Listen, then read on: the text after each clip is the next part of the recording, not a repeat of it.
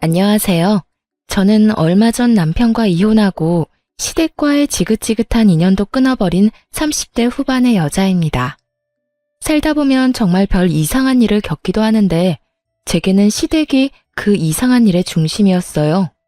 살면서 이 정도로 치사하고 더러운 인간은 난생 처음이었거든요. 그래서 오늘은 그 시댁 사람들이 한 짓에 대해 한번 까발려 볼 생각입니다. 저와 남편은 나이차가 좀 있어요. 제가 30대 중반이었을 때 남편은 40대 초반이었거든요. 솔직히 연애할 때 남편은 정말 못 봐줄 정도였어요. 나이 40에 돈 모아둔 것도 없었고 삐쩍 말라서 한마디로 엄청 불쌍해 보였어요. 게다가 직장은 중소기업조차 되지 않는 아주 작은 회사였고 월급도 그 나이 때 남자에 비하면 박봉이라고 할 만큼 적게 벌었어요. 그런데 왜 제가 그런 사람과 결혼을 했는지 궁금해하는 사람들이 있더라고요. 네가 도대체 뭐가 모자라서 그런 노총각한테 시집을 가? 남편과 제가 결혼한다고 했을 때 저희 언니가 했던 말이에요. 두 분 부모님은 원래부터 자식들 일에 가타부타 말하는 분들이 아니셨어요. 그저 지지와 응원을 보내주실 뿐 저를 비난하는 일은 없었죠. 그런데 저희 언니는 달랐어요. 언니는 무엇이든 저에게 솔직하게 말해줬거든요.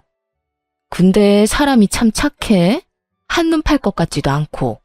너 한 번 실패한 걸로 너무 눈이 낮아진 거 아니야? 네가 뭐가 모자라?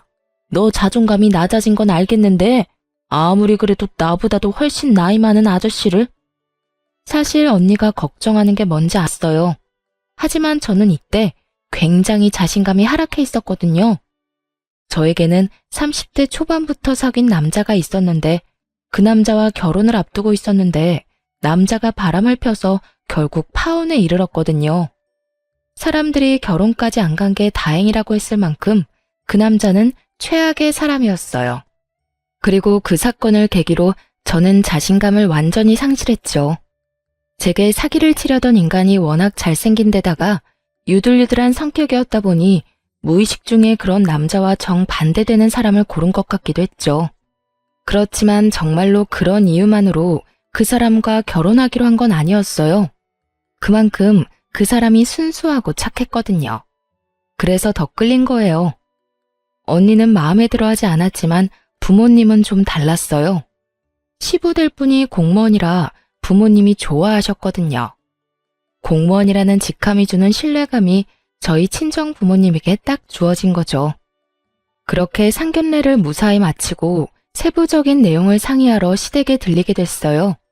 그리고 그때부터 저는 이 결혼에 불안을 가지게 됐어요. 저희 신혼집 이야기를 하는데 시모가 그러더군요. 결혼은 너희 알아서 하거라. 신혼집도 마찬가지야. 너 나이가 40이나 넘어서 어른들한테 의지하고 그러면 안 된다. 그러면 사람들이 욕해. 아직 돈 벌 수 있는 날도 많고 힘도 있지 않니? 그러니까 알아서 결혼해. 결혼식에 우리는 아버지 은퇴하고 나도 일 안 하니 신경 많이 못 써줄 거다. 그 말을 듣고 솔직히 좀 많이 당황했어요. 남편이 예전에 저한테 말한 적이 있었거든요. 자기가 여태 돈을 많이 못 모아둔 이유요. 월급 받을 때부터 시모에게 한 달에 100만 원씩 용돈을 드렸다고 했거든요. 솔직히 남편 월급이 정말 박봉인데 그 박봉에 매달 100만 원을 시댁에 드렸다니 기대를 좀 했거든요. 10년 넘게 그렇게 돈을 받아가셨으면 아들 장가갈 때 돈 좀 마련해 주실 수도 있겠구나 하고요. 그런데 아예 선을 딱 긋는 모습에 당황해버렸죠. 남편은 그걸 이상하게 생각하지 않더군요. 결국 저는 그날 돌아오는 차 안에서 남편에게 말했어요.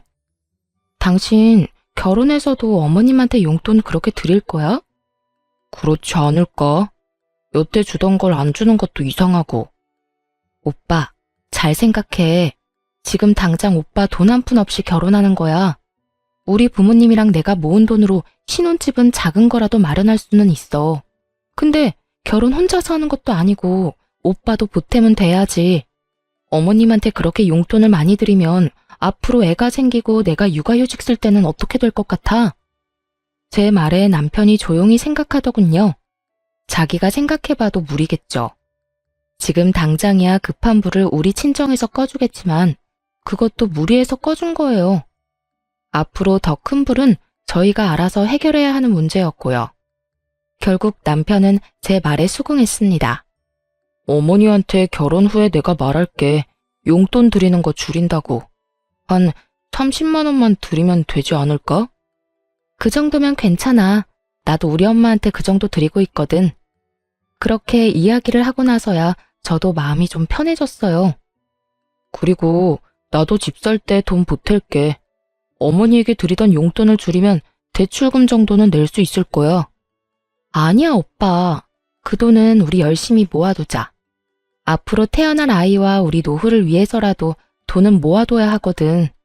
오빠가 내 이야기에 귀 기울여줘서 고마워. 그렇게 저희는 결혼했고 친정 부모님의 도움과 제가 모아놓은 돈으로 신혼집도 어렵게 장만할 수 있었어요. 작고 오래된 집이었지만 그래도 매매였어요.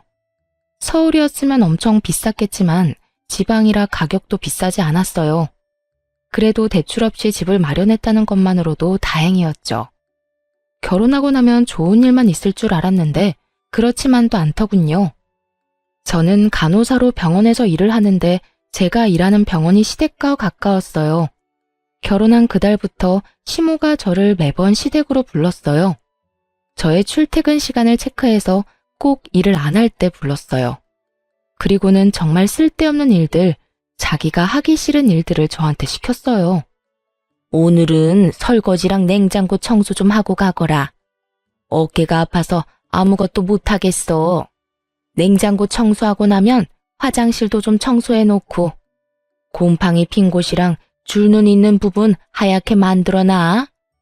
그렇게 말하며 자기는 소파에 앉아서 어깨를 통통 두드리며 TV를 보고 있더군요. 저는 보수적인 집단에서 자라서 시모가 며느리에게 일 정도는 시킬 수 있다고 생각해요. 나이 많은 연장자에 대한 공경이라고 생각한다면 못할 것도 없었죠. 하지만 제게 그런 일을 시키고 싶다면 그 밑바탕에는 서로에 대한 최저한의 존중이 깔려 있어야 하는 거 아닌가요? 일 다 했으면 가봐라. 너 있으니까 편하게 못 쉬겠어. 다음에는 좀 더 빨리 할 수 있도록 하고. 제가 시모의 일을 도와줬다면 수고했다 말 한마디, 따뜻한 눈길 한번, 그거라도 저한테 줬어야 맞는 거죠. 그랬다면 그것만으로도 보람과 뿌듯함을 느꼈을 거예요. 그런데 시모는 마치 당연히 부려야 할 종년을 부린 것처럼 굴더라고요. 그러면서 저한테 한마디 하더군요. 예, 이번 달 월급도 10일에 나오니? 큰일이네. 너 아범한테 내 용돈 좀 더 빨리 달라고 이야기하거라. 이번 달 모임이 10일 전에 잡혀서 그 전에 옷을 사야 하거든. 자주 보는 것도 아닌데 한 번 입었던 옷을 입고 가는 것도 좀 그렇지 않니? 그이한테 물어볼게요. 물어볼 게 뭐 있어? 그냥 그렇게 하라고 하면 하는 거지. 정말 고압적인 자세로 그런 말을 하는 시모를 보며 시모가 저를 그리 반기지 않는다는 걸 알게 됐죠. 그날 저녁 저는 남편에게 시모가 용돈을 빨리 받기를 원한다고 말했고 남편은 이 기회에 용돈을 줄여서 드리겠다고 말하겠다고 했고 저도 함께 시댁에 가기로 했어요. 시댁에 가서 시모에게 봉투를 건넨 남편에게 시모가 의아한 듯 묻더군요. 그냥 계좌로 붙여주면 되지 왜 갑자기 현금을 가져와? 그렇게 이야기하며 봉투를 열어 확인하던 시모가 인상을 팍 찡그리더군요. 너 이건 뭐야? 왜 30만 원밖에 안 들어있어? 나머지 70만 원은 어디 갔니? 어머니, 그 일 때문에 드릴 말씀이 있어요. 저도 이제 결혼했고 아이도 곧 생길 건데 어머니 용돈으로 100만 원씩 드리는 건 좀 무리인 것 같아서요. 이번 달부터는 30만 원만 드릴게요. 너 이게 무슨 짓이야? 설마 네 짓이니? 네가 우리 아들한테 바람 넣었어? 어머니, 그런 거 아니에요. 솔직히 지금 결혼하면서 마련한 신혼집도 이 사람이랑 장인어른께서 다 도와주신 거잖아요. 결혼할 때 저는 해간 것도 없고요. 지금 많이 저축해야 애가 태어났을 때 조금이라도 더 큰 집으로 이사갈 수 있겠죠. 네가 처갓집에 도움을 받았으면 그건 네가 해결할 일이지. 설마 처갓집에 도움 좀 받았다고 내 용돈 깎아서 사돈한테 돈 주는 거야? 그런 거면 엄마는 용납 못한다. 어머님, 그런 거 아니에요. 오빠가 여태껏 살면서 신세진 게 많아서 용돈을 그렇게 드렸잖아요. 하지만 이제는 분가해서 사는데 이러면 두 집 살림이라 돈이 더 많이 들어요. 당장 저 임신이라도 해서 일 못하게 되면 지금 모아놓은 돈으로 버텨야 하는데 저는 집 사느라 돈 다 썼고 오빠는 모아둔 돈도 한 푼 없어요. 그러니 지금부터라도 부지런히 모아야 아이 낳고 살죠. 그러니까 어머님이 이해 좀 해주세요. 무슨 이해를 해? 네가 뭔데? 우리 아들 월급 가지고 이래라 저래라 하는 거니? 너 결혼했다고 우리 아들 월급까지 네 맘대로 할 수 있다고 생각하는 거 큰 오산이야. 왜 네가 중간에서 난리야? 굴러 들어온 돌이 박힌 돌 뺀다더니 딱 그 꼴이구나. 너 이런 식으로 우리 아들이 나한테 주는 돈 갈취하려고 결혼하자고 한 거니? 결혼할 때부터 이상했지. 다 늙은 노총각하고 30대 중반의 젊은 여자가 왜 결혼을 하겠어? 너 돈 때문에 우리 아들이랑 결혼한 거지? 막말도 이런 막말이 없었습니다. 어떻게 노총각이 돼서 겨우 결혼한 아들 앞에서 그런 소리를 하는지 이해가 안 갔어요. 사람을 돈 보고 결혼하는 여자로 몰아가니 저도 참을 수가 없었어요. 어머님, 돈 보고 결혼했으면 제가 이 사람이랑 결혼을 왜 하겠어요? 지금 돈 쓴 것만 봐도 그래요. 저희 집이랑 제가 다 했지 이 사람이랑 어머님이 뭐라도 해주신 거 있으세요? 결혼할 때 그러셨잖아요. 결혼할 때 도움 같은 거 바랄 생각 하지 말라고요. 그래서 저희 쪽에서 다 했는데 지금 무슨 말씀 하시는 거예요? 결혼 축의금까지 싹싹 긁어가셨으면서 어머님은 저한테 그런 말 하시면 안 되죠. 얘 말하는 것 좀 봐. 어디 어른한테 두 눈 똑바로 뜨고 큰 소리야? 내가 돈 안 해줬다고 너 지금 나한테 큰 소리 치는 거야? 너희 집에서 집해왔다고 유세 떠는 거냐고. 어머님이 먼저 저를 돈 보고 결혼한 여자 취급하셨잖아요. 그리고 제가 틀린 말 했어요? 그러는 어머님은 이 결혼이 마음에 안 드시는 건가요? 앞으로 생길 손주부터 생각 좀 해주세요. 저는 그렇게 말하고 시댁을 뛰쳐나와 택시를 타고 집으로 왔어요. 집에 있으니 남편이 슬그머니 집으로 들어오더군요. 괜찮아? 엄마가 그런 식으로 말해서 많이 속상했지. 내가 엄마한테 잘 이야기해놨어. 앞으로는 30만 원만 드리기로 이야기 다 됐어. 나도 오빠한테 미안해. 결혼한 지 얼마 안 돼서 이렇게 큰 소리 내고 할 건 아니었는데. 나 지금 몸 상태가 정상이 아니거든. 사실은 내 뱃속에 우리 아이가 있어. 결혼식 직전에 생긴 소중한 아이가 있어서 나도 모르게 흥분한 것 같아. 호르몬 변화 때문에 감정 기복이 좀 생겼거든. 정말? 아이가 생기다니. 그래서 당신이 그렇게 흥분해서 말했구나.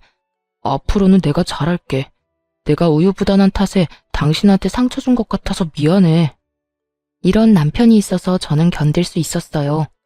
그런데 시모는 포기를 모르는 집념을 가졌더라고요. 용돈을 줄이겠다고 한 그 다음 주에 바로 연락이 왔어요. 아들, 우리 집이 너무 오래되고 크니까 좀 더 작은 곳으로 갈까 싶다. 그런데 늙어서 시골 들어가는 것도 병원 가는 거 힘드니 안 되고 내가 다니던 병원 근처에 가고 싶은데 돈이 좀 모자라네.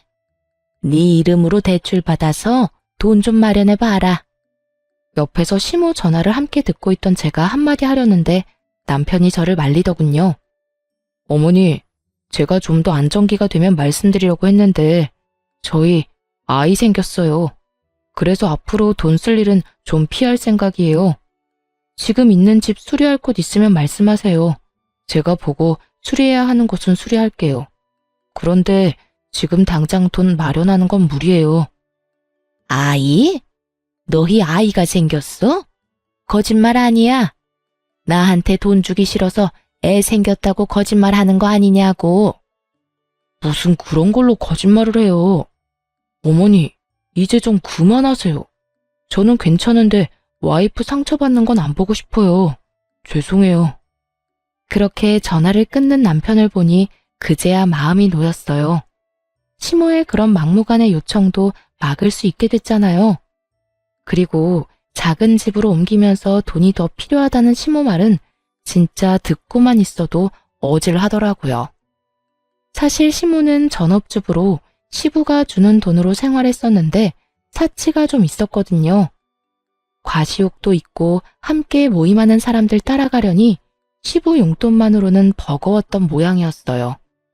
그러니 아들 용돈으로 10년 동안 사치스럽게 생활한 모양이었죠.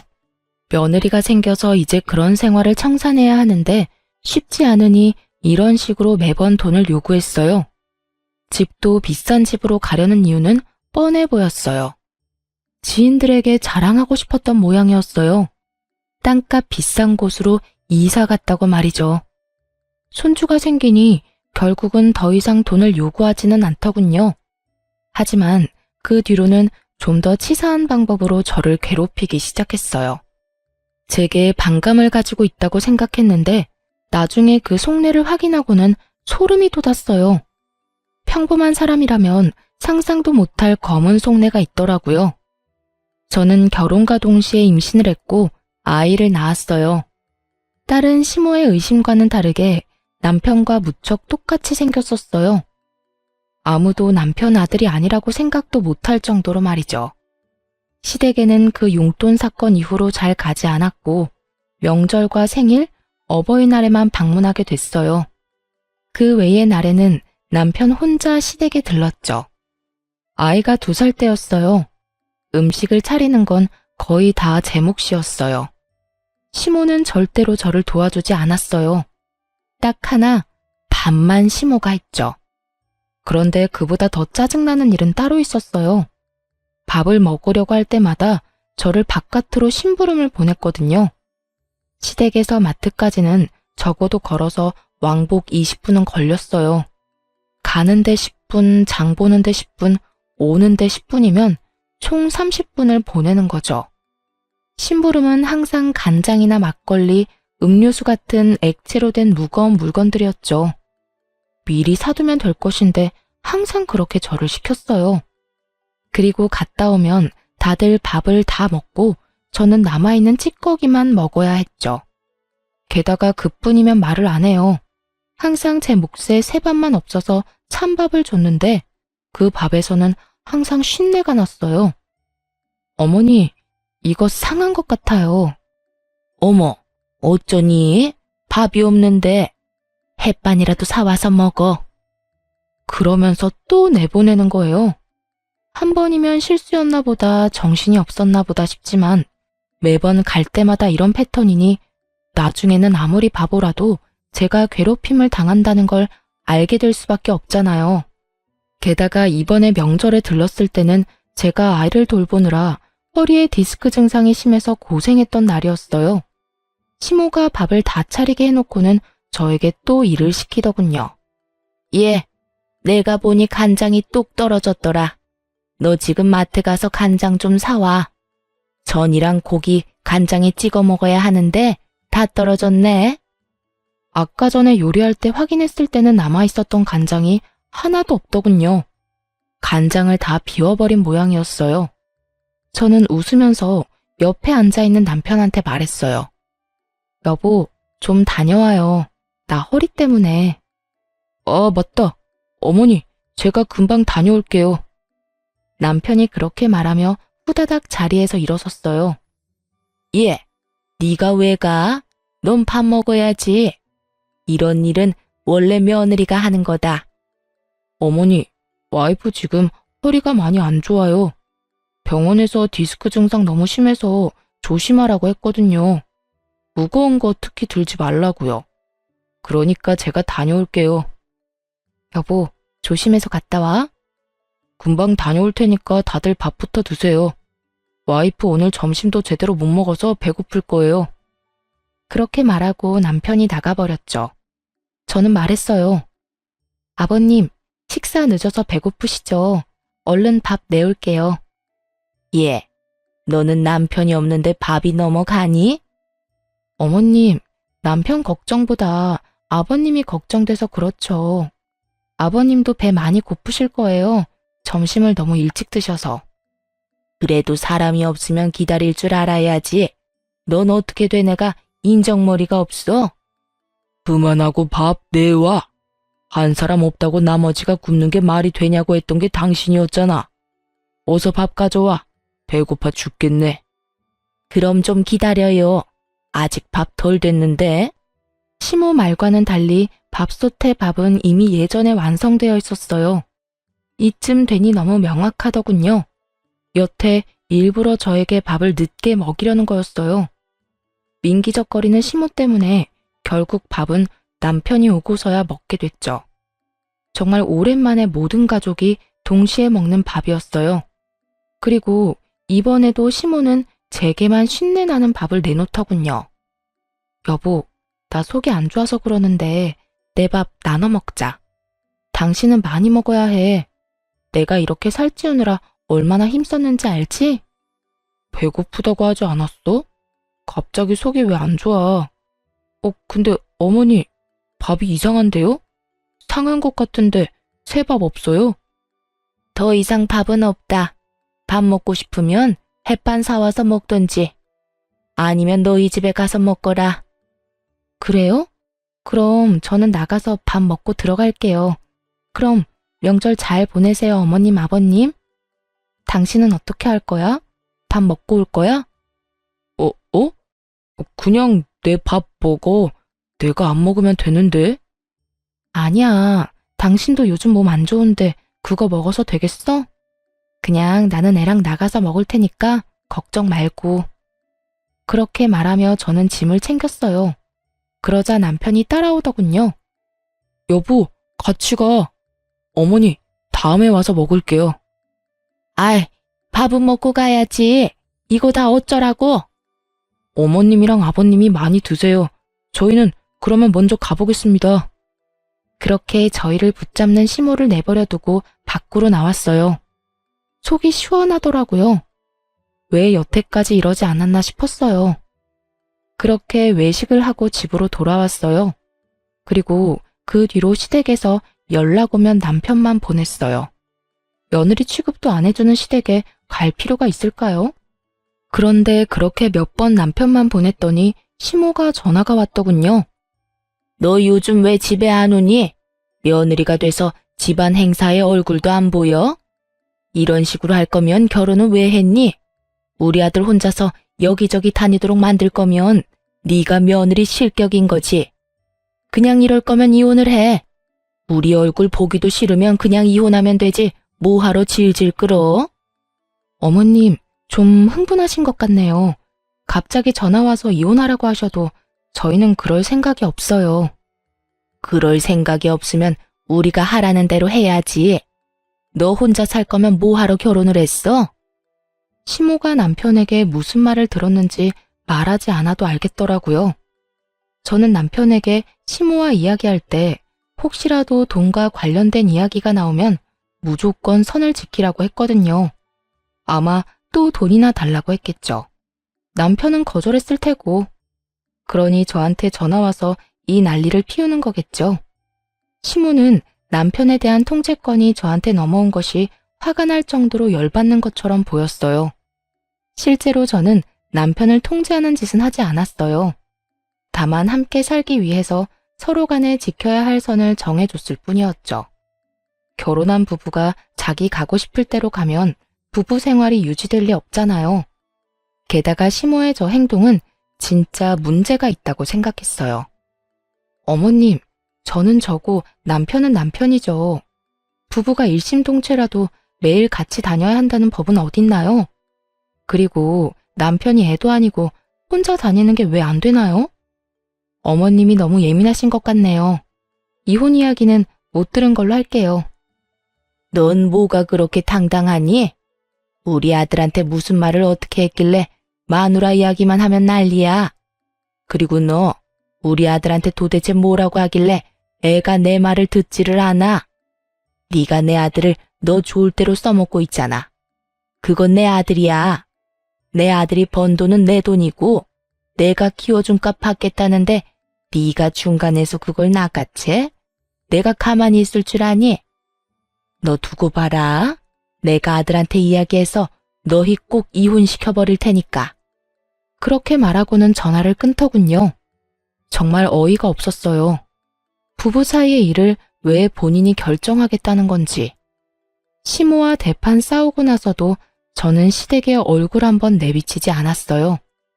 남편에게 그 전화 내용에 대해 잃을까 생각하기도 했지만 혼자서 열심히 시댁에 다녀주는 남편에게 이런 일로 더 신경 쓰이게 하고 싶지 않았죠. 그런데 그 전화 이후로 남편이 점점 이상해지더군요. 시모에게 홀라당 넘어가 버린 건지 시모에게 설득당해 버린 건지 모르겠지만 이상한 말을 꺼냈어요. 당신 우리 부모님 얼굴 진짜 이렇게 계속 안 볼 거야? 부탁인데 만나서 한 번만이라도 대화를 해봐. 대화? 아버님하고 대화하라면 언제든지 할 수 있어. 그런데 어머님은 아니잖아. 대화 자체가 성립이 안 돼. 이미 나를 싫어하시는 분이야. 만나면 싸움만 하는데 대화도 할 마음이 있는 사람들끼리 하는 거지. 엄마도 당신하고 이야기하고 싶다는데 당신이 좀 굽히고 들어가주면 안 될까? 여태까지 당신이 원하는 대로 해줬으면 이번 한 번 정도는 당신이 양보해줘도 되지 않을까 싶은데. 그러나 저는 반대했어요. 절대로 받아들이고 싶지 않았어요. 이혼을 하라 마라 전화로 요구하는 시모와 대체 무슨 대화를 나눈다는 말이죠? 그런데 저는 그런 시모와 결국 한자리에서 만나게 됐어요. 모든 것이 남편의 그림이었죠. 저녁에 외식을 하자고 그러더라고요. 제가 제일 좋아하는 오리고기 가게를 간다길래 좋아서 남편과 함께 나갔는데 그 자리에 시모가 떡하니 앉아있더군요. 예, 왔니? 오랜만에 보는구나. 잘 지내는 것 같아 보기 좋네. 왜 요새 이렇게 얼굴을 안 비추니? 사람이 확 달라졌더군요. 엄청 부드럽게 말하는 시모를 보며 이 사람은 왜 이런 행동을 하나 경계부터 됐어요. 불과 며칠 전에 이혼하라며 난리친 시모와 대화를 나눴기에 이 변화가 더 수상했죠. 그러니 당연히 말이 곱게 나갈 리가 없었죠. 제가 얼굴을 안 비추는 이유는 어머님이 잘 아실 것 같은데요. 뾰족하게 가시가 돋친 제 말에 갑자기 시모가 얼굴을 손바닥으로 감싸더니 엉엉 울더라고요. 얘야, 미안하다. 내가 시집살이를 시키려고 시킨 건 아니다. 나는 다 너 욕먹지 말라고 그런 거야. 어디 가서 며느리 네가 하고픈 대로 하면 사람들이 배운 거 없다며 욕할 테니까. 그래서 내가 미리 너에게 가르쳐준다는 것이 너를 오해하게 만들었어. 미안하다. 지금 왜 우세요? 정말 할 말이 이거 말고는 나오지 않았어요. 이 사람이 왜 이러나 싶었다니까요. 네가 화난 것도 알겠는데 도대체 내가 뭘 그렇게 잘못했니? 나는 다 너 잘 되라고 한 거야. 그러니까 오해 풀고 다시 우리 집에도 들리고 우리 아들이랑 같이 잔치에도 나오고 그래. 네가 화났다고 해서 우리 아들에게까지 피해를 주는 건 아니잖니. 게다가 요즘에는 나도 며느리한테 버림받았냐며 사람들 입방아에 오르내리는 상황이라 어디 나가기도 무섭고. 다 내가 잘못했다. 그러니까 제발 용서해주면 안 되겠니? 완전 불쌍한 척 쇼를 하고 계시더라고요. 왜 울어요? 울고 싶은 건 저였는데. 그리고 자기가 뭘 잘못했냐니 전화로 이혼하라며 난리치던 건 잘못이 아닌가요? 제가 당황해서 입만 벌리고 있는데 남편이 그러더군요. 여보, 우리 엄마가 사과하잖아. 그러니까 이제 그만 사이좋게 지내줘. 중간에서 고생하는 날 생각해서라도. 게다가 어머니가 이렇게 울면서 사과하실 정도면 정말로 당신이랑 잘해보고 싶어서 그런 거야. 나는 지금 이 상황 자체가 이해가 안 돼. 어머님이 왜 울면서 나한테 사과를 하셔? 불과 며칠 전에 전화 와서 당신이랑 이혼하라고 하셨어. 게다가 당신도 알다시피 상한 밥, 그거 당신은 그날 처음으로 받겠지만 나는 결혼 후 내내 그 상한 밥이 나왔다고. 그것뿐인 줄 알아? 결혼 직후에는 식모처럼 시댁에 불러서 일 시켰잖아. 나더러 지금 그런 상황에 잘해보라고? 나는 어머님의 사과가 진짜라는 생각이 안 드는데. 그런 것들 다 통틀어서 미안하다고 먼저 사과하시는 거잖아. 당신 이렇게 속이 좁은 사람이었어? 어른이 먼저 사과하면 받아줘야 하는 게 당연한 일이잖아. 앞으로 그런 일 없겠다고 말씀까지 하셨고. 그러니까 그게 진짜로 사과한 게 아닌 것 같다고. 불과 며칠 전에 나한테 연락 와서 아들이랑 헤어지라고 하신 분이 어머님이야. 그런데 지금 며칠 지났다고 나한테 사과를 하셔? 당신은 그게 이해가 돼? 그렇게 죽일련 살릴련 난리를 피우더니 갑자기 왜? 남편의 어이없는 말에 대꾸를 하며 흙이 시모를 훔쳐보던 제 눈에 정말 경악스러운 모습이 비춰졌어요. 시모가 우리 두 사람의 싸움을 구경하며 싱긋 웃고 있더라고요. 순간 온몸에 소름이 쫙 돋는 거 있죠? 우리 싸우게 하려고 이랬나 싶었어요. 그때 시모가 끼어들었어요. 그만들 해라. 나 때문에 너희들끼리 싸우지 말어. 아들아, 나는 할 만큼 다 했다고 생각한다. 네가 며느리랑 사이좋게 지내라고 해서 사과까지 했어. 내가 뭘 잘못했는지는 모르겠지만 그런 일들이 실수라고 말한들 네 처한테 먹히지도 않겠지. 네가 며느리와 헤어진다고 해도 나는 안 말린다. 어른인 내가 먼저 사과까지 했는데 그 사과마저도 안 받아들인 사람이야. 그런 사람을 집에 데려다 놓는 거 반대다. 그러니 앞으로는 너도 우리 집에 오지 말거라. 어머니, 갑자기 그게 무슨 말씀이세요? 저랑 연을 끊으시겠다는 말이에요? 그래, 네 처가 이렇게 협조가 안 되면 우리가 연을 끊는 게 맞는 거지. 시모는 교묘하게 남편을 선동하기 시작했어요. 양자택일이었죠. 와이프냐 부모냐 고르라는 거였어요. 남편이 중간에서 갈팡질팡 하더군요.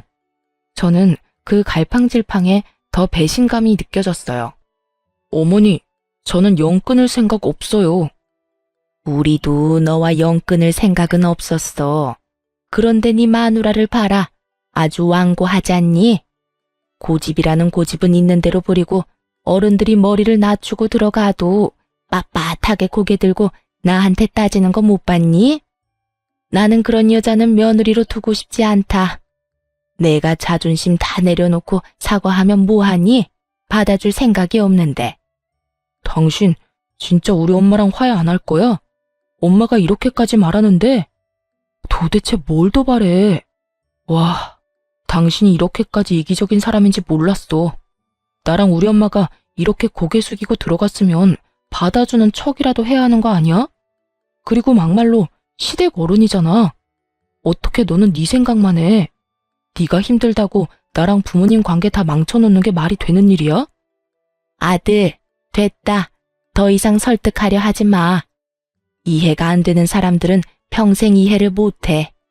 내가 이것 하나만 확실히 말하마. 재산 분할은 확실하게 해라. 돈 문제는 확실하게 해야 뒤탈이 없어.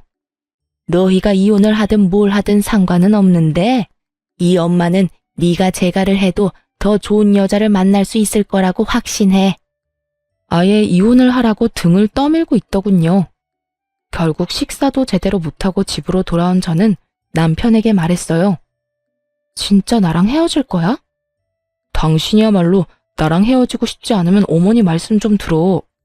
일 그거 시키는 거 가지고 왜 그렇게 민감하게 굴어? 어르신 힘 없으니 며느리한테 일 시킬 수도 있지. 그냥 일 시키는 거면 나도 해. 근데 일을 하고도 수고했다 한마디 해주는 법이 없잖아. 마치 당연한 듯이 집에 딸린 종 부리듯이 하는데 내가 왜 화가 안 나겠어? 반대로 생각해보라고.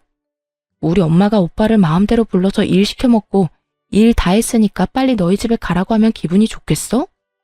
그리고 어머님 아까 나한테 사과하신 것도 다 거짓말이야. 우리 둘이 싸울 때 어머님 웃고 계셨다고. 너 도대체 어디까지 우리 엄마를 모욕할 거야? 엄마가 왜 그런 짓을 하는데? 울면서 사과하는 모습이 애처로워 보였는데 네 눈에는 그게 웃는 것처럼 보였어? 아, 진짜 말이 안 통하네. 우리 이혼이라도 해봐. 어머님이 당신한테 돈 이야기 안 할 것 같아? 분명히 돈 이야기할 거 뻔하다고. 어머님 용돈이 나 때문에 줄어들었다고 생각하시니까 당연히 우리 둘 이혼시키고 싶어 하시는 거고 다 당신 돈 때문에. 그만 좀 해. 부모님이 나한테 그럴 리가 없잖아. 여태껏 내가 부모님한테 드린 거야. 그리고 틀린 말은 아니잖아. 당신 때문에 줄였던 거. 그래서 내가 어머님한테 주는 용돈 적게 주라고 했다고 지금 나한테 화내는 거야? 그러면 적게 주자고 했을 때 차라리 화를 냈었어야지. 당신도 거기 수긍했으면서 왜 이제 와서 사람 뒤통수를 때리는 건데? 됐다 됐어. 그냥 헤어지자. 이혼해. 나는 내 말 믿지 않으려는 사람하고 더 이상 같이 살기 싫어. 진짜 이렇게까지 해야겠어? 좀 굽히고 들어가라고. 싫다고. 어머님 저러는 거 당신에 대한 통제권을 나한테 뺏겠다고 생각해서 그런 건데 게다가 울면서 사과하는 사람이 뒤에서 웃고 있으면 그게 진심일 리가 없잖아. 당신하고는 말 안 통하니까 그냥 이혼해. 나도 이딴 식으로 매번 부딪히기 싫으니까. 저는 그렇게 남편과 이혼 서류를 냈어요. 결국 남편에 대한 통제권은 시모에게 넘어갔고 저와 남편은 이혼 소송을 진행했어요. 서로 변호사 선임한 직후 저는 남편에게 시모와의 마지막 통화 내용을 보내줬어요. 저도 예전에 자동 녹음 기능을 켜놨던 건데 그게 켜져 있어서인지 시모와의 대화가 자동으로 녹음이 됐더라고요. 그 통화 내용이 남편에게 어떤 식으로 작용했는지 모르겠지만 통화 내용을 보내고 나서 며칠 뒤에 남편이 잠깐 만나자고 하더군요. 이혼 때문에 할 이야기가 있다고요. 저는 만날 생각 없었지만 남편이 제가 일하는 병원 앞으로 찾아와서 기다리고 있더라고요. 결국 남편과 대화를 하게 됐는데 살이 엄청 빠졌더라고요. 고작 몇 주 만에 말이죠. 무슨 일로 보자고 한 거야? 난 할 말 없어. 이야기는 변호사 통해서 하면 되잖아. 여보, 이혼은 없던 일로 하면 안 될까? 당신이 그때 그랬지. 어머니가 내 돈 때문에 이혼하라고 하는 것 같다고 말이야. 정말로 그런 것 같아서 그래. 어머니한테 당신이 이혼하자고 했다고 하니까 갑자기 웃으시면서 잘 됐다고 하시더니 용돈부터 100만 원으로 다시 올려달라더라. 난 잘못 들은 건 줄 알았어. 당신 말대로 돈 이야기부터 할 줄은 정말 상상도 못해서. 남편은 경황이 없는 목소리로 제게 하소연하듯 말하더군요. 그래서? 그래서라니. 당신 말이 다 맞았으니까 내가 잘못했다고. 그러니까 우리 이혼 없던 걸로 해줘. 내가 알던 어머니가 아니었어. 그러니까 당신이 맞았던 거지. 그 전화 내용도 확인해보니까 다 사실이었고 어머니가 그때 나한테 한 말이 더 소름 끼쳤어. 다음에는 용돈 많이 주는 돈 많이 버는 며느리 찾으라고. 그러면서 어머니 덕분에 이혼하는 거니까 위자료나 재산 분할 받으면 반은 내놓으라고 하시는데 그리고 집이 허름하니 우선 나더러 대출받아서 집부터 옮겨서 같이 살자고 하더라고. 같이 살면서 또 얼마나 뜯어가시려는지 그 말 듣는데 내가 진짜 헛다리 짚었다는 생각밖에 안 들더라. 남편이 초췌해진 얼굴을 쓸어내리며 말하더군요. 빌빌거리며 다 죽어가는 인간 인공호흡기 꽂아줬더니 제 손으로 인공호흡기 빼고는 다시 삐쩍 말라가다가 이제야 정신을 차린 모양이었어요. 참 웃긴 게 그렇게 시모가 남편 돈을 원하는 거였다고 말해줘도 그때는 들은 척도 안 하더니 직접 귀로 들으니 또 달랐나 봐요. 내가 몇 번이나 이야기했을 때는 믿지도 않았으면서 이제야 정신이 들었어? 근데 어쩌나? 나는 이미 당신한테 정 떨어진 지 오래됐는데? 결혼이라는 건 신뢰를 바탕으로 이뤄지는 건데 당신은 그걸 깼어.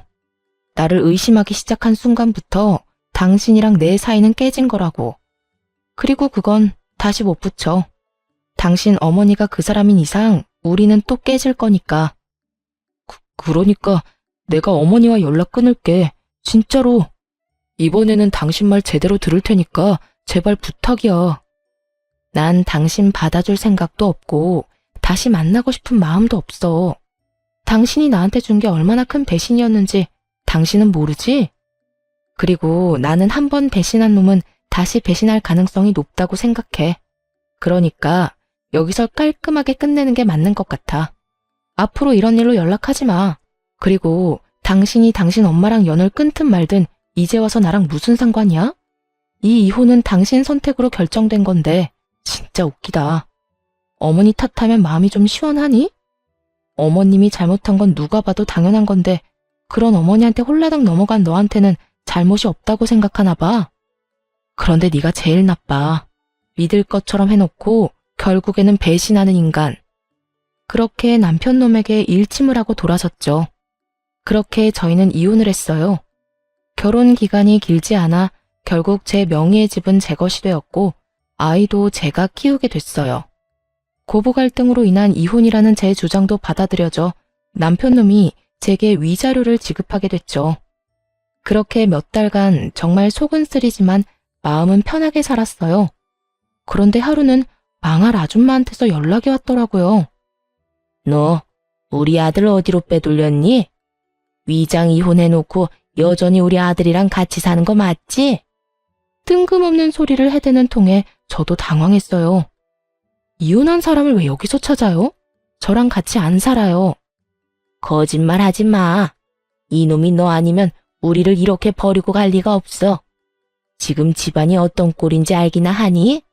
아들이 줄 돈으로 갚으려고 했던 카드값이랑 대출금 못 갚아서 신용불량자 돼서 집으로 차 앞딱지가 붙었어. 집꼴이 말이 아니야. 그 와중에 짐 싸서 도망이 나가? 네가 우리 아들 숨긴 거 맞잖아. 딱 보니 견적이 나오더라고요. 전 남편이 부모를 놔두고 도망쳤더라고요. 하긴 감당이 되겠어요.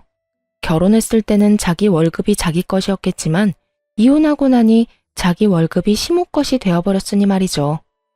전 이혼하고 딱 한 번 봤어요. 저한테 다시 살자고 하더라고요. 그 사람 도망간 이유 알고는 있으세요?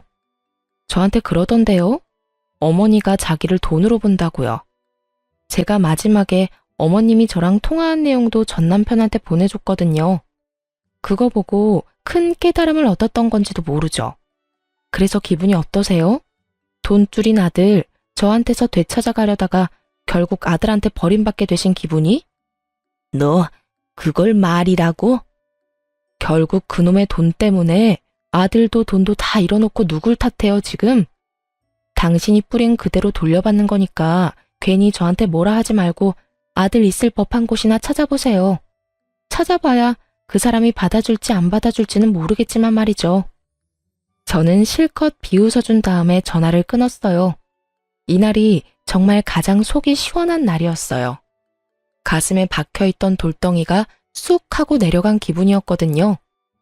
돈 때문에 안달이 나서 저한테 전화해서 아들 찾는 모습을 보니 그냥 조용히 자식 부부 이혼하도록 선동질만 안 했으면 평온하게 노년을 맞이할 수 있었을 텐데 결국 자기 마음대로 아들을 휘두르려다가 아들에게도 버림받고 돈까지 없어서 허우적대고 있잖아요. 솔직히 시모가 금방 전 남편을 찾을 거라고 생각했어요. 직장으로 찾아가면 금방 볼 수 있을 테니까요. 그런데 나중에 보니 직장도 그만뒀더라고요. 저한테 거절당하고 꽤나 상심이 컸는지 지방으로 내려가 직장을 구했다고 들었어요. 시모가 찾을 수 없도록 아예 아주 멀리 가버렸더라고요. 나이가 있어서 좋은 직장은 구하지 못하고 생산직 공장에 들어가 돈을 벌고 있었어요. 나이가 적은 것도 아니고 40 중반에 집도 마누라도 자식도 잃고 부모까지 스스로 내던지고 아무도 모르는 지방에서 집과 직장만 오가는 삶을 선택했더라고요. 딱하지만 제가 도울 수 있는 건 없었어요. 그렇다고 제가 제 스스로 다시 지옥으로 몸을 밀어 넣는 짓은 할 수는 없잖아요. 누군가는 남편이 참 불쌍하다며 다시 잘해보지 않겠냐고 그렇게 말하기도 했지만 다시 붙인다고 깨진 조각에서 물이 안 새는 건 아니죠. 그리고 저도 살아야 하잖아요. 남편이 불쌍한 삶을 산다고 제가 힘들고 상처 입었던 일들이 사라지는 것도 아니고요. 그리고 전 남편이 떠난 시댁은 완전 망해버렸더라고요. 자식 새끼가 돈 다 갚아줄 거라고 자신만만하게 돈 낭비하던 시모가 결국에는 그걸 고스란히 다 갚아야 했고 가진 돈으로 해결이 안 되어서 결국 집까지 팔았더군요. 나중에는 단칸방으로 이사 갔다고 하더라고요. 거기 들어가서는 시모보다 7살이나 많은 시부가 병을 얻는 바람에 요양원까지 보내야 했고요. 자식이 사라졌으니 보호자도 없이 시모가 직접 보살피겠죠. 그 지경이 될 때까지 참 어떻게 그렇게 펑펑 돈을 썼는지 전 남편은 자기 부모님이 그런 상황인데도 부모에게 도움을 주기는커녕 아무것도 안 하고 그냥 자기 할 일만 열심히 한다고 하더라고요. 그만큼 가슴 속에 사무친 게 많은 건지 아니면 시모에게 받은 배신감이 그만큼 컸던 건지 그건 본인 빼고는 아무도 모를 거예요. 저는 남자에게 크게 당한 게 벌써 2번째라 이제는 연애나 결혼은 아주 넌덜머리가 나요. 아이 키우며 평온하게 시간을 보내는 것도 나쁘지 않고요. 간호사 일이 바쁘기는 하지만 이제는 큰 병원에서 나와서 개인 의원에서 일을 하며 시간을 좀 더 여유롭게 쓰고 있거든요. 그래서 아이와 함께할 시간도 더 많고요. 자식을 돈으로 생각하는 시모가 어디까지 망가진지 확인하고 나니 아이를 키울 때 더 신중해지더라고요. 저런 부모는 되지 말아야겠다는 생각을 자주 해요. 제 글을 읽고 계신 여러분들도 주변에 자식을 돈으로 생각하는 부모나 시부모가 있으면 조심하세요. 욕심은 한도 끝도 없더라고요. 저는 그래도 초반에 빠져나올 수 있어서 천만다행이라고 생각하고 있거든요. 글을 쓰다 보니 길어졌네요. 글 읽어주셔서 무척 감사합니다. 모두들 좋은 하루 보내세요.